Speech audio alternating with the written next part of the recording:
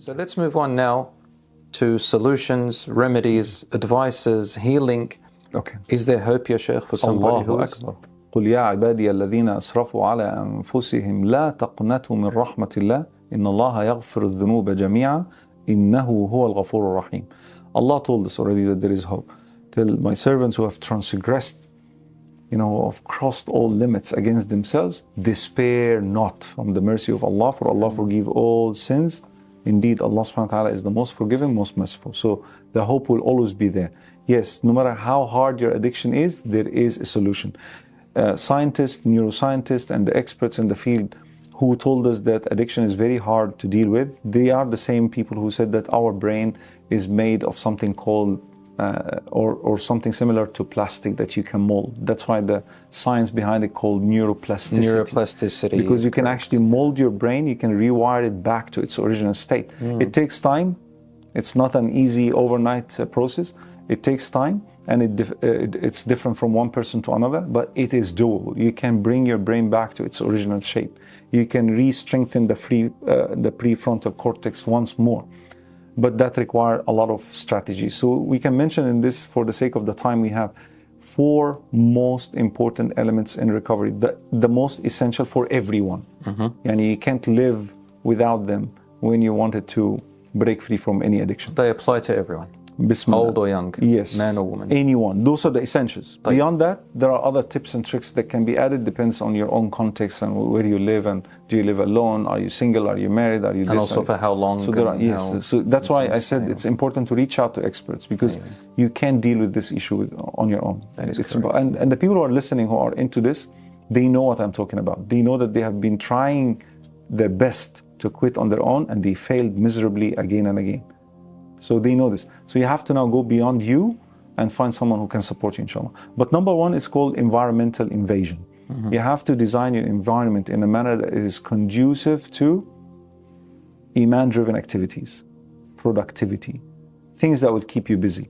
Like when you design your bedroom, you design your bedroom for one reason. What is that reason, Sheikh? Help me out. Why do we have bedrooms? To sleep. To sleep. But the bedrooms now became places for TikTok and YouTube and entertainment. So that's why the dining table time that I grew up with, we used to eat on a pallet with the family, like a round table we call tabli, and a pallet that we sit on the ground, and no one eats before parents arrive. Like if your father is working, no one would eat lunch. Today the father is there, the mother is there, everyone is there. We'll take a plate and take the food. And there are people who are addicted to gaming, Sheikh. Now, gaming is listed on the World Health Organization, by the way, as mental disorder already. Although pornography didn't make its way to the DSM, the Diagnostic and Statistical Manual used by psychologists and psychiatrists in the States. We're talking extreme gaming, isn't it, Sheikh? I mean, I like to play gaming with my children sometimes. Gaming for certain hours per day, for a certain period over a couple of years will qualify a person to suffer from mental disease as a result of gaming. This is how intense it is, because it takes you away from reality, Sheikh. Like you become disconnected from the real life situation, and it develops that hate in your heart when you lose a game. So even on a topic we're talking about, it seems like there's a connection. Oh yeah, absolutely. It's about escaping the reality. So we're talking about addiction. So any addiction follows the same pattern. There is no any difference. The intensity is what makes it different. So people are more interested in drug addiction because drug can physically kill you. Neuroscientists say that porn addiction is more dangerous than drug addictions because you cannot read the symptoms in people who are addicted. You can't say, oh, you're addicted. But a drug addict, you can identify him, you can sense that there are something happening, shivering, sweating, stealing, getting sicker, black eyes, and all these, you can see that there's something going on. But with porn addicts, what are the symptoms? You can be hijabi, niqabi, bearded, religious, non-religious, anyone.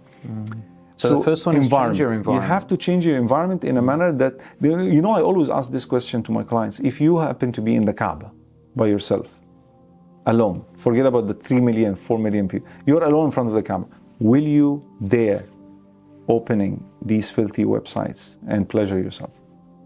And wallahi, Sheikhna, 100% of the time, not even a split of a second thinking about the answer, saying no, impossible. Why is that so? Why is it when you are in front of the Kaaba alone, Nobody's watching you. Same, like you're in bedroom alone. What's the difference? The holiness, the environment. Of course, you will not bring the Kaaba in your home, but do something similar. Let the bedroom be only for sleeping. So no devices should be in the bedroom. Keep your device further away from your bed. Never. Put the alarm on from distance. And inform people, like even if you don't want to confess to your parents in the beginning about your addiction, so you're still ashamed, I understand the struggle. At least tell them, look, it's affecting my studies, affecting my sleep. I don't want you to give me that phone in my bedroom. You be a man, you be a woman. There's to be discipline, and for this you can't. So get out of that denial stage that I can do it on my own. Like be honest. You can't. It's finished. It's done deal, wallah. So this number one. Number two, structure, system. The Prophet Muhammad sallallahu alaihi wasallam, when he went to Medina, the first thing he did, he built a masjid. That's the environment.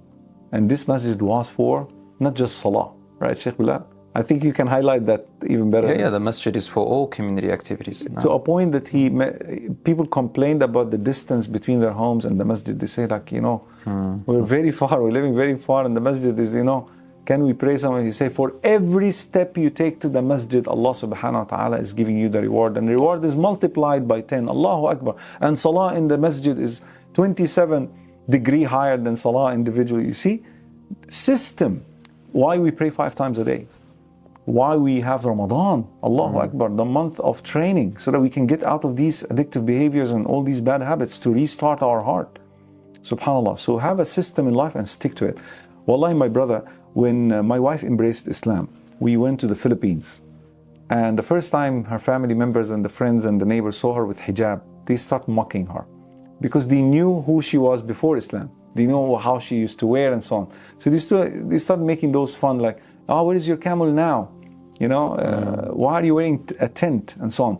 My wife was so quiet, so quiet, so quiet. When the environment, when the people around her realized that she's dead serious about her faith, guess what? They started helping us practicing Islam. Pork was made prohibited to enter that home.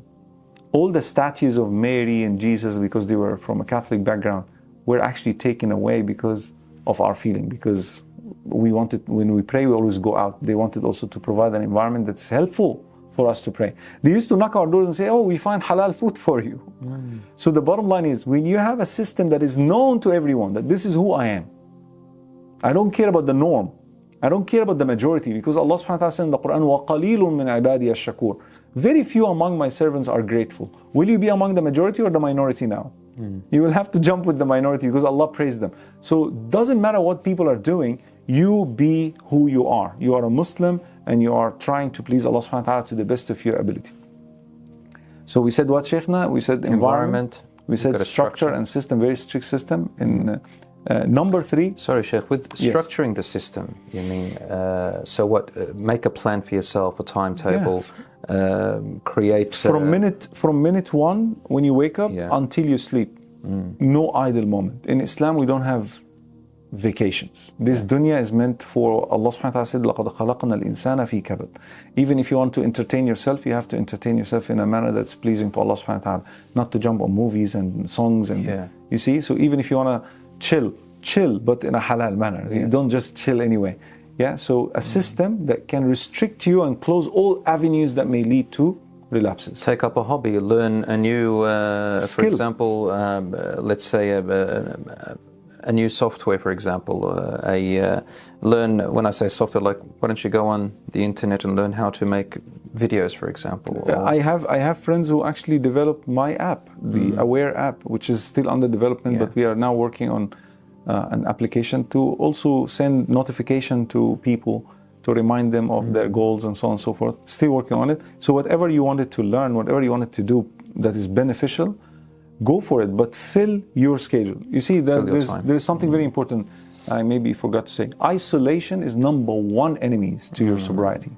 Being alone is number 1. That's why الشيطان مع الواحد وهو من الاثنين أبعد. Umar al-Khattab radiallahu anhu narrated that shaitan will always be with the individual, and he's farther away from the 2.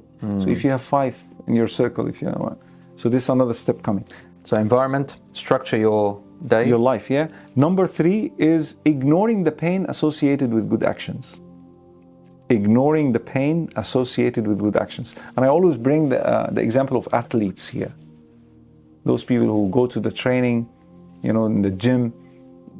I like football, soccer, so I follow those players, and sometimes I read the biographies to learn how they maintain that mental fitness. Like, they are prevented from ice cream, from their favorite food and all that. Why? Because they have a goal. They want it to be on the pitch. They don't want to be on the bench. So they go for 5-6 days training for the sake of 90 minutes match. So the training is so intense and not enjoyable. It's not enjoyable. It's painful. It's hurtful. But that's what it takes to get you on the pitch and to perform.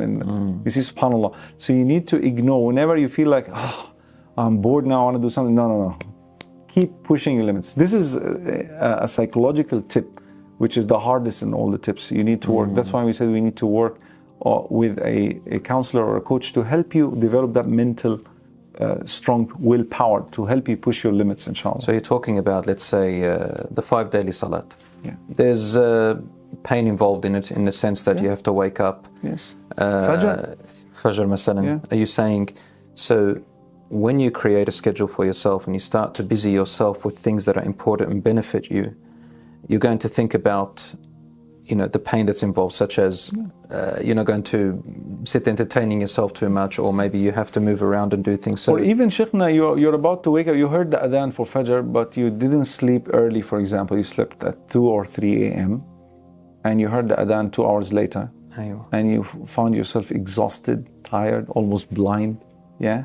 You're on the bed is so sweet. You ask yourself the question, is what I'm about to do is important or is it not? If the answer is absolutely, it is essential, do it anyway. As they say, the brand, do it anyway. Doesn't matter. Tired, not tired, headaches, not headaches. Do it anyway if it is essential. This is what it means by ignoring the pain associated with studies. Sheikhna, you and I, until now, alhamdulillah, we sit with books and we study and we try to memorize concepts. Is it fun? No, of course not. Do we feel like dancing? No, I don't wait for motivation. No, if you're going to wait until you're motivated, you're not going to do so you have a vision, you have something that, I'm doing this because this is my plan in 2 days time, in 3 days time, in a year time. Doesn't matter. We push our limits because of the goal behind this. The goal is it. So ignoring any pain associated with good action. The final point, Sheikh, which we touched on, is people. Involve people. Now, you can't, as we said, you can't quit on your own, so you have to tell someone that you trust.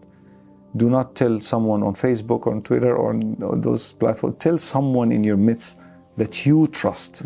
Someone who will show empathy and sympathy to you and will try to find a solution. Someone who will become your partner. If you're married, if you're a male married, tell your wife immediately. Don't hesitate. Most of the couples that came to me, the sister is more than willing to support the husband who is addicted to this. If you are a sister addicted, don't tell your husband immediately. You don't? Yeah, so you know him better than me. So if you know your husband who will not react in an aggressive manner, go and tell him. You know him. But most of the time, husbands don't react well when they hear that their wife is addicted to those things. So you have to reach out to a sister in the community, a teacher in the community from the female side to help you, and then a counselor later on.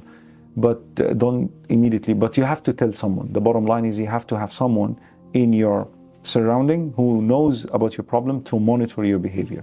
You know, Sheikhna, I visited a drug addiction rehabilitation center in Hong Kong City, and they took me to one of the toughest ward floor, those who are addicted to hard drugs and stuff.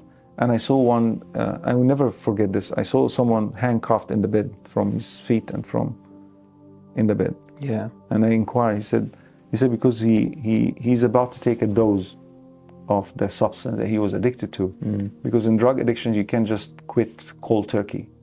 Or that he can die. The withdrawal symptoms can kill a person sometimes if you're addicted to cocaine, heroin, these hard drugs. So they actually inject you with little bit of these same doses to create just the same, little bit of the same feeling until they get you out of it. I see. Gradually. So he was actually handcuffed. And then I read a book later on that says that the only way that will help people break free from addiction is restrictions. You can't be free anymore.